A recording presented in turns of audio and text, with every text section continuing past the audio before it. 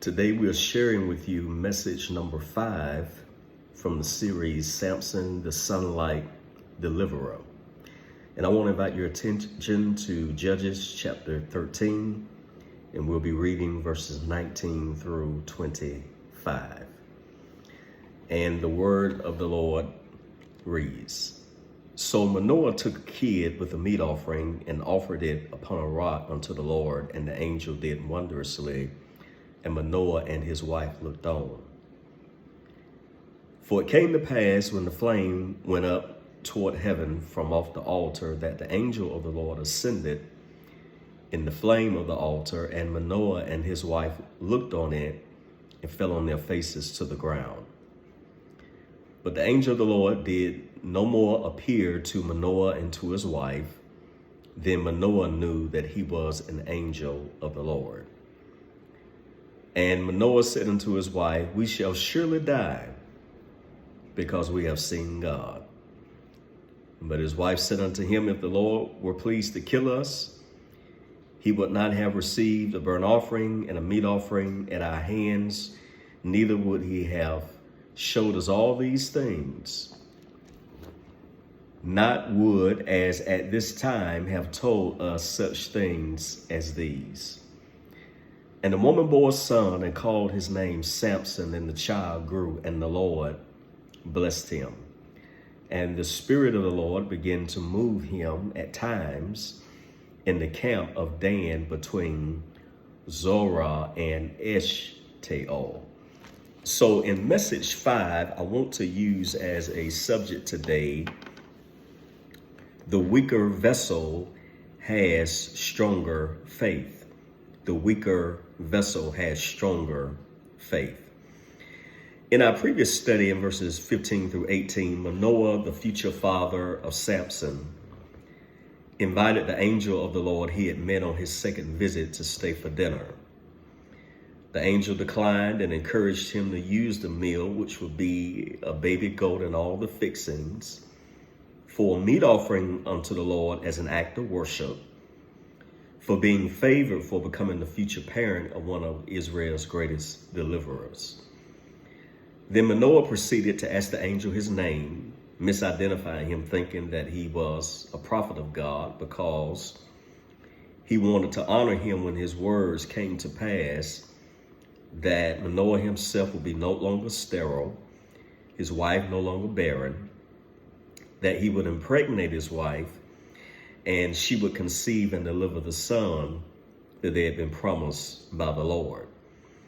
The angel let him know that his name was Wonderful, meaning that he was supernatural, he was extraordinary, he was incomprehensible, and that Manoah at that moment could not perceive, conceive, or receive who he really was. The angel's identity was concealed as a theophany, what we know as an Old Testament manifestation of Yeshua, because Isaiah chapter 9 verse 6 says, And his name shall be called Wonderful, which is Pele in Hebrew, which means admirable, hard to understand with the natural mind, miraculous and marvelous. Samson would be a temporary deliverer for Israel, but Yeshua would be the ultimate deliverer, not only for Israel, but for the nations of the world. And in verses 19 and 20, Manoah had to be willing to give up that kid goat as initially a meal, along with another grain offering or a meat offering unto the Lord as a form of sacrifice. And sacrifice is simply giving up something good in your present for the sake of something better in your future. And he laid that offering on a rock, which symbolizes firmness and steadiness. And it symbolizes Christ, whom we are to lay our worship upon, that he rendered this offering unto the Lord. Jehovah, the name of the true and supreme God among the Hebrews. And it says that the angel of the Lord did wondrously. He was about to let Manoah and Hazelelpani know why he was wonderful. His reception of this offering would be surpassing. and it would be separate by an action that was distinguished from anything that they would ever experience. Since Manoah brought the offering, the angel brought the fire. So he lit the sacrifice with fire from heaven, consumed the sacrifice, and it meant that it was received, it was acceptable unto the Lord. And this couple intently gazed upon this supernatural act as the fire went upward toward heaven and was taken up into heaven, the angel himself, by this very flame. This was a sight to see by this couple, and they were awestruck, and they ended up prostrating themselves in reverence to God. In verses 21 and 22 reveals that the angel's job was completed. He delivered the message and gave this couple instruction of what was required of them. And it dawned on Manoah particularly that this was Israel's ultimate deliverer, Yeshua, in human form. His wife already knew, even though she was the weaker vessel, she had stronger faith. And that's why the angel appeared to her first, because her faith was stronger, because she had more weighty responsibility in having to carry this child and give this child a proper kosher diet and spiritual nurturing. But Manoah had a wrong view of God out of all that he had witnessed. Now, how could he conclude that God wanted to kill them? This was an ancient saying among the Jews that if you saw God or an angel, that you would die for your alleged unworthiness. And this is why his faith was weak, due to him having a wrong view of God. And in him developing this, he had inherited this mentality from the previous generation. And he had an opportunity to experience what very few had experienced. He had actually seen the Lord. Genesis 32 and 30 says that Jacob seen the Lord face to face, and he didn't die. Exodus 33 and 11 says Moses spake unto the Lord face to face, and he didn't die. Judges 6 and 22 says that Gideon seen the Lord face to face, and he didn't die. Let's look at verses 23 through 25 as we close. Hazelelpani corrected Manoah immediately and let him know that if God wanted to kill them, why would they be entrusted with the responsibility of conceiving and delivering their son into the world that would begin to deliver Israel from the oppression of their enemies, which were the Philistines. This baby would not become an orphan because God wanted to kill them. And I believe that the Lord shows up in our lives in the most personal way, not because he wants to exterminate your life, or not because he wants to extinguish your life, but because he wants to extend your life. He wants to add to your life, not diminish your life with what you've been assigned to do. Manoah's heart began to fail him, and he allowed the Lord's presence to manifest fear in him rather than faith in him. But his wife encouraged him. She was the weaker vessel but had stronger faith.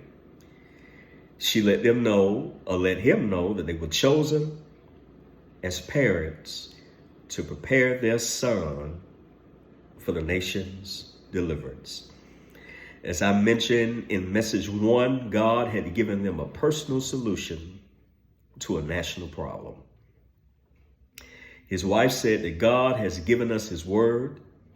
He's made a personal visit to us twice to assure us that God will bring his word to pass in our lives, and we must take courage and do what is required of us.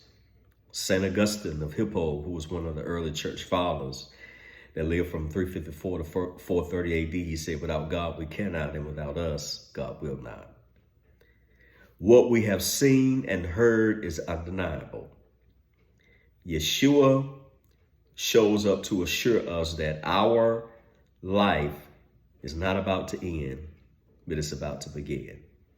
Luke 9:56 says, for the Son of God came not to destroy men's lives, but to save them. This word became flesh. This woman brought forth this son. His name is Samson, which means sunlight or solar. This is the child of promise. And it also says that this child grew due to the mother abiding by the strict kosher Nazarite dietary laws and instructing this child about Israel's history. This child developed spiritually, mentally, and physically, and he progressed. The word grow is gedal in Hebrew. It means to become great or important, promote, make powerful, magnify, do great things, to twist or twine together, strength and force as in wrestling, to be greatly valued, to be nourished and trained, to make high and lifted up. And it says that the Lord blessed him. That word bless in Hebrew is barak. It means benefited. And in this camp, the tribe of Dan, Samson had to live very close knit to everyone in that tribe and his family for them to protect themselves against Philistine attacks and oppression. And this was the same place where Samson would be trained to be the deliverer that the Spirit of the Lord had ordered. And it says that the Spirit of the Lord would move on him at times in that camp. The Spirit would thrust upon him, impel him, push him, beat persistently in him, urge him to assure him of his calling in his formative years. And I'm sure his mother kept his feet to the fire as she had been instructed by the Lord. This camp would be the training ground where his strength would be discovered, because you cannot deliver anyone with strength until your strength is first discovered. And God bless you, and I pray that you have benefited from this teaching. We encourage you to subscribe, to like, and share our channel. We have over 50 videos on our channel, and we pray that the word of the Lord will be a blessing to you, and we look forward to you being with us the next time we bid you peace.